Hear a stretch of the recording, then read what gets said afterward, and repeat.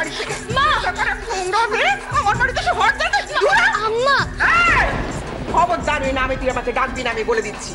তো অজাত পূজাতে মেয়ে নোংরা কুড়িয়ে পাওয়া কোথা থেকে এসেছে? চি চি চি চি, ঘেন্না ঘেন্না ধরে। এই কে কোথায় আছিস? জগদীশ, আয় জগদীশ।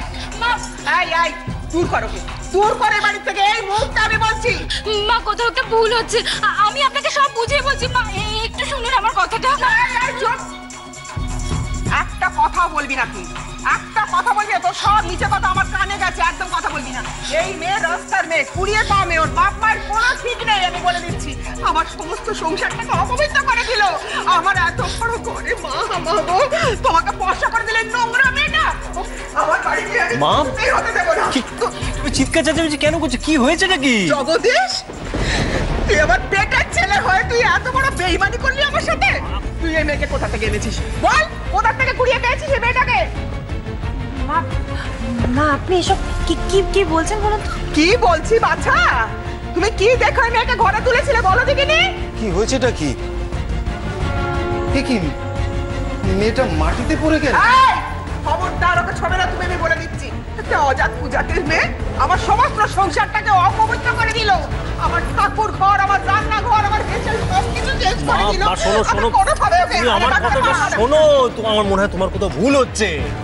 ভুল মানে? শোনো, আমি যে ওই মেয়েকে এখানে নিয়ে এসেছি, আমি তো খোঁজ খবর করেই তো অর্জুনের সাথে বিয়ে দিয়েছি। ব্যাস, তাহলে তো হয়েই গেল। ও খামোকা তুমি ঝামেলা করছিলে। তুমি থামো, একদম থামো। তুমি একটাও কথা বলবে না। আমি বড় খোকার সাথে কথা বলতে চাই। বড় খোকা, কোন পরিচয় দিয়ে ঘরের বউ করে এনেছিস ওকে বল দিকে নি? ফুলবালির ফুলবালির মেয়ে, একটা গরিব ফুলবালি মেয়ে। ব্যাস, বাবা নেই, বাবা হয়তো কোনো কারণে মারা গেছে, এইটুকুই। আরে বাবা, ফুলবালি বলে তো তার তো জাত নেই, এটা তুমি বলতে পারবে না। আমাদের গোবিন্দপুরেও খুব ভালোভাবে পরিচিত, ভালো মানুষ বলে পরিচিত। বাবা, তুমি তো ওই ফুলবালিকে চেনো। তুমি যখন ওই গোবিন্দপুরে গেছো তখন ওই ফুলবালিতে তুমি ফুল কিনে পুজো দাওনি? তুমি খুব ভালোভাবে চেনো মা। আরে বাবা, জানতাম চিনতাম বলে তো ওই মেয়েকে ঘরের বউ করে তুলেছি আমি। কিন্তু ওই মেয়ে গিরিবালাকে বোকা বানিয়েছে। শুধু তাই নয়, তোমার মতন ঝানু ব্যবসায়ীকে বোকা বানিয়েছে সে। মানে কি করেছে সেটাকে বলো, কি করেছেটা কি সেটা জানো?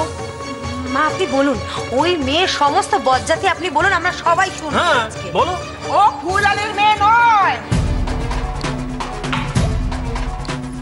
ওকে একটা কুড়িয়ে পাওয়া মেয়ে, জঞ্জাল থেকে কুড়িয়ে এনেছে ওকে, বুঝলি? অজাত পূজাতের মেয়ে। আর এমন মেয়েকে আমি কিছুতেই আমার ঘরে তুলবো না, কিছুতেই না।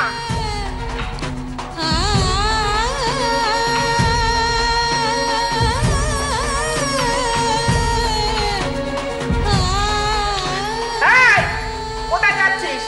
একবার যদি ওর গায়ে হাত দিয়েছিস তোর হাত ভেঙে রেখে দেবো তোরে আমি। মা তুমি এসব কি বলছো? আমার মনে হয় তোমার কিছু ভুল হচ্ছে মা। কিচ্ছু ভুল হয়নি বাছা, আমি নিজের কানে শুনেছি ছোট বউকে বলতে ও ফুলালির মেয়ে না, একটা কুড়িয়ে পাওয়া মেয়ে।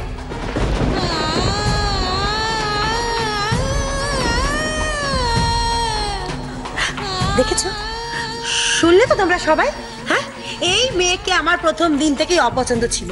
একটা হাড়ে বজ্জাত মেয়ে, পয়সার লোভে এই বাড়িতে ঢুকেছে। দিদি তুমি এগুলো কি বলছো? অর্জুনের ভালোর জন্য তো ওকে তোমরা জোর করে বিয়ে দিয়েছো। ফুলবালি পয়সার লোভে আমাদের ঘরে চাপিয়ে দিয়েছে, তাতে কোনো দোষ হয়নি। দূর করে দে, দূর করে দে মেয়েকে। যাক, এতদিনে আমার আশা পূর্ণ হলো। এই মেয়ে তাহলে আজই বিদায় হবে। উফ, ঠাকুর আমার কথা শুনেছো?